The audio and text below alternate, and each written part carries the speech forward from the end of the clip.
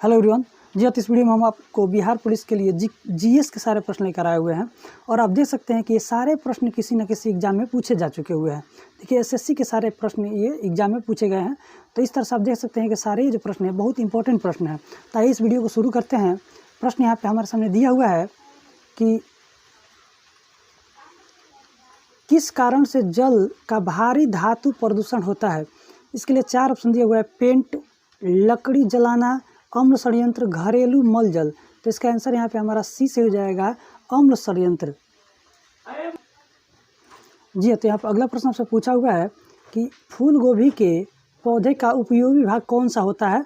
तो आपको बता दूं कि इस प्रश्न का जो आंसर होगा वो हमारा ताज़ा पुष्प समूह यानी कि ऑप्शन यहाँ पे सी से हो जाएगा। ठीक है, नेक्स्ट प्रश्न पूछा हुआ है यहाँ पे कि हमारे शरीर में कुल कितनी मांसपेशियाँ होती हैं। तो इस प्रश्न का जो हमारा आंसर हो जाएगा वो ऑप्शन हमारा बी से हो जाएगा, 639। देखिए ध्यान से, ऑप्शन यहाँ पे बी में दिया हुआ है। जी तो अगला प्रश्न यहाँ पे आपसे पूछ दिया हुआ है कि निम्नलिखित में से कौन सी ग्रंथि सेक्स हार्मोन को स्रावित करती है। तो इस प्रश्न के लिए 4 ऑप्शन दिया हुआ है: एड्रिनल ग्रंथि, थायराइड ग्रंथि, कि पिट्यूटरी ग्रंथि, कि सेबेसियस ग्रंथि। तो इस प्रश्न का हमारा आंसर यहाँ पे ऑप्शन ए से हो जाएगा, एड्रिनल ग्रंथि। आपको बता दें कि एड्रिनल ग्रंथि को ही लड़ो और उड़ो हार्मोन्स के नाम से भी जानते हैं। जी तो नेक्स्ट प्रश्न आपसे पूछा हुआ है, यहाँ पे देख सकते हैं आप कि लाइकेन जो एक नग्न चट्टान पर भी पारिस्थितिकी अनुक्रम को प्रारंभ करने में सक्षम होती है, वास्तव में किन के सहजीवी सस्याहारी होते हैं। तो इस प्रश्न का हमारा आंसर यहाँ पर ऑप्शन बी से हो जाएगा, शैवाल और कवक। अगला प्रश्न देखिए पूछा हुआ है कि प्याज में खाद्य भाग क्या होता है, प्याज के किस हिस्से को हम लोग खाते हैं। तो इसका आंसर यहाँ पे हमारा ऑप्शन सी से हो जाएगा, तना को खाते हैं। तना जो होता है पूछा हुआ है कि निम्न में से कौन सा किसी पारिस्थितिकी तंत्र में एक दिशीय प्रवाह को दर्शाता है। तो इसका आंसर यहाँ पर ऑप्शन बी से होगा, ऊर्जा जो है ना वो एक दिशीय प्रारूप को दर्शाता है। कि पृथ्वी शिखर सम्मेलन हुआ था कहाँ पे। तो इसका आंसर हमारे यहाँ पर ऑप्शन डी से हो जाएगा, रियो डी जेनेरियो में हुआ था। अगला प्रश्न आप देख सकते हैं यहाँ पे कि आपसे पूछा हुआ है कि मधुमक्खी में पुम धूप ड्रोन होते हैं कौन से। तो ऑप्शन यहाँ पे हमारा ए से हो जाएगा, जनन क्षम नर जो होता है ना वो हो जाएगा इसका आंसर। देखिए यहाँ पे 204 नंबर का जो प्रश्न है इसमें पूछा है कि किस ऊतक के नख, खुर और सींग बने होते हैं।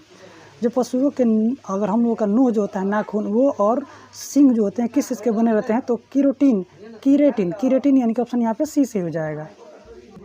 जी तो अगला प्रश्न से यहाँ पे पूछा हुआ है कि हीमोग्लोबिन की अधिकतम बंधुता होती है किसके साथ। तो इसका आंसर हो जाएगा यहाँ पे ऑप्शन ए से हो जाएगा, ऑक्सीजन के साथ होती है। देखिए हाँ, तो ध्यान से अब यहाँ पे नेक्स्ट प्रश्न से पूछा हुआ है कि पुरुष में पुरुषत्व के लिए कौन सा गुणसूत्र संयोजी उत्तरदायी होता है। तो इसका आंसर यहाँ पे ऑप्शन हमारा डी से हो जाएगा, एक्स और वाई। ये पुरुषत्व को निर्धारित करता है।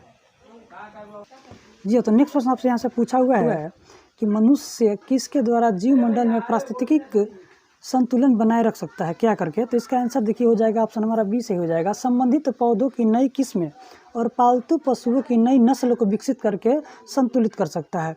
अगला प्रश्न पूछा है कि ब्लबर क्या होता है। 208 नंबर का जो प्रश्न है उस प्रश्न का जो हमारे आंसर हो जाएगा वो हमारे यहाँ पे ऑप्शन बी से हो जाएगा, सघन वसा की परतें, यानी कि बी से हो जाएगा। नेक्स्ट प्रश्न पूछा यहाँ पे कि वसा की घुलनशील विटामिन कौन सी है।